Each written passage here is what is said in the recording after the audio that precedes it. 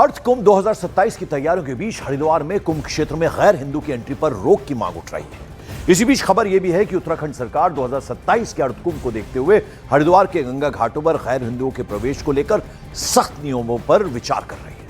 उत्तराखंड की पुष्कर सिंह धामी सरकार हरिद्वार कुंभ मेला क्षेत्र को गैर हिंदू प्रतिबंधित क्षेत्र घोषित कर सकती है। सरकार हरिद्वार को सनातन पवित्र नगरी घोषित करने पर विचार कर रही है और सूत्रों के मुताबिक इस फैसले के तहत हर की पैड़ी और गंगा के कुल 105 घाट हैं, वहां गैर हिंदुओं के प्रवेश पर प्रतिबंध लगाने पर भी विचार किया जा सकता है। तो ये अहम फैसले जो है वो सरकार ले सकती है। वहाँ से मांग उठी है और इस पर हम बहुत गंभीरता से विचार कर रहे हैं कि वहाँ की पवित्रता बनी रहे, वहाँ का देवत्व बना रहे। माँ जो गंगा की एक तरह से मान्यता है, हमारी पौराणिक धार्मिक मान्यताएं हैं, वो मान्यताएं भी हमारी स्थापित रहें। वो पूज्य स्थल का नाम और उसका महत्व वो किसी प्रकार से खराब न हो, उसके लिए हम सभी पहलुओं का अध्ययन कर रहे हैं और पहले के जो हरिद्वार के एक्ट वगैरह बने हुए हैं उनको भी देख रहे हैं। इस बीच संतों ने हरिद्वार के कुंभ क्षेत्र को गैर हिंदुओं के लिए प्रतिबंध करने की मांग की है। ये संतों की तरफ से भी मांग उठी है। हम सबों का पहले से ही मांग है कि जो हमारा कुंभ क्षेत्र है वो गैर हिंदू प्रतिबंधित क्षेत्र हो, क्योंकि वहाँ अगर कोई हिंदू विरोधी या अदर हिंदू कोई रहता है तो निस्संदेह वो कुंभ में किसी न किसी प्रकार का षड्यंत्र करता है और कुंभ को खराब करने का प्रयास करता है। मेरा मानना है आज तक सब सही चल रहा था। हम लोगों ने, हमारे अखिल भारतीय अखाड़ा परिषद के राष्ट्रीय अध्यक्ष रविंद्रपुरी जी महाराज, महामंत्री हरिगिरी जी महाराज ने, हम सबों ने कभी ये प्रस्ताव नहीं लाया, ना कभी हम लोगों ने मांग उठाई।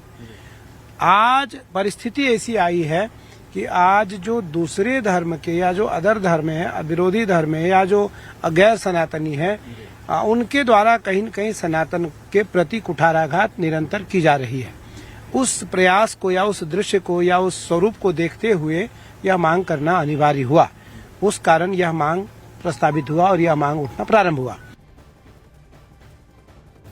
धामी सरकार को बहुत बहुत आभार, धन्यवाद कि यह फैसला, जैसे मैं पूछना चाहता हूँ, मक्का जैसे पवित्र शहर में किसी भी प्रकार से एक भी अन्य मजहब संप्रदाय पंथ का आपको कुछ नहीं मिल सकता है, तो फिर उत्तराखंड हरिद्वार में क्यों? मैं तो माननीय मुख्यमंत्री जी से निवेदन करना चाहता हूँ कि पूरे उत्तराखंड को गैर सनातनी को पूरे खाली करो, सनातनी के अलावा और कोई नहीं रहा है। जितने भी धार्मिक प्लेस है, धार्मिक जगह है, हर एक जगह अन्य कौम, अन्य मजहब, अन्य संप्रदाय का कौन सा काम। इस बीच हरिद्वार कुंभ में गैर हिंदुओं की एंट्री पर संतों की ओर से लगातार रिएक्शंस आ रहे हैं। संतों का यह भी कहना है कि धामी सरकार ऐसा कोई फैसला लेती है तो वो सराहनीय होगा।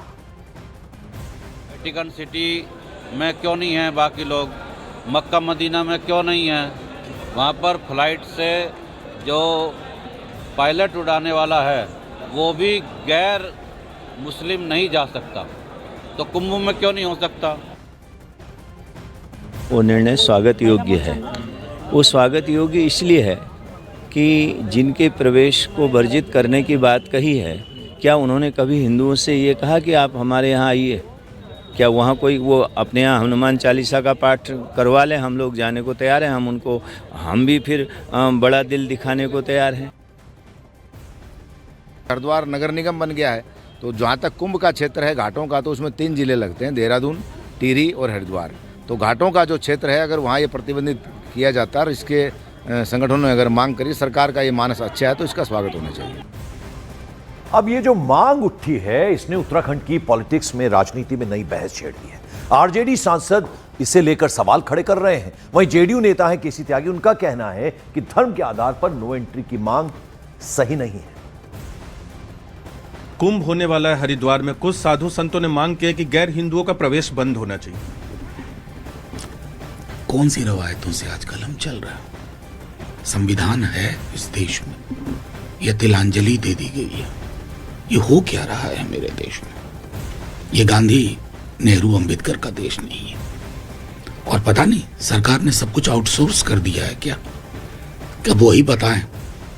तो फिर ठीक है, संसद भवन सौंप दीजिए, इतना ही बचा। सर, हरिद्वार में जो कुंभ होना है उसमें गैर हिंदुओं की एंट्री बैन होनी चाहिए, ये धर्म गुरुओं ने मांग की है वहां के मुख्यमंत्री से। मुख्यमंत्री ने कहा है कि वो इस पर गंभीरता से विचार करेंगे। आपको लगता है ये मांग सही है?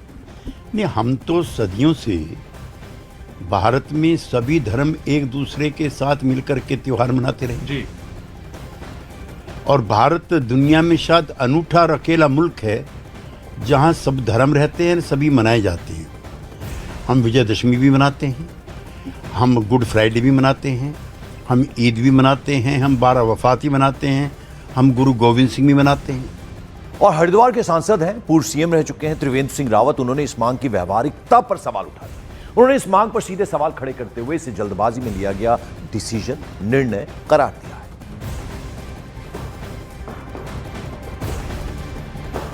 श्यामपुर आता है, पूरा आपका ऋषिकेश तक का, और बल्कि पूरा जो स्वर्गाश्रम है, सारे इलाके आते हैं। तो थोड़ा सा मुझे लगता है कि डिमांड में पढ़ रहा था, आज गंगा सभा की कोई डिमांड इस तरह की आई है, लेकिन इस पर काफ़ी कुछ चिंतन मंथन और अध्ययन करने की जरूरत होगी। मुख्यमंत्री ने भी क्योंकि देखना पड़ेगा स्थिति क्या है। जो लोग तो आप देख रहे हैं इस मामले पर अलग अलग रिएक्शंस आ रहे हैं। मुस्लिम धर्मगुरु हैं मौलाना शहाबुद्दीन रिजवी, उन्होंने इसे लेकर पुष्कर सिंह धामी सरकार पर सीधे सीधे हमला बोला है। उत्तराखंड गवर्नमेंट ये चाहती है कि वहाँ पर किसी मुसलमान की एंट्री न हो, और इस तरह की प्लानिंग हो रही है कि मुसलमानों पर बैन लगा दिया जाए। अगर ऐसा होता है तो फिर ये होगा कि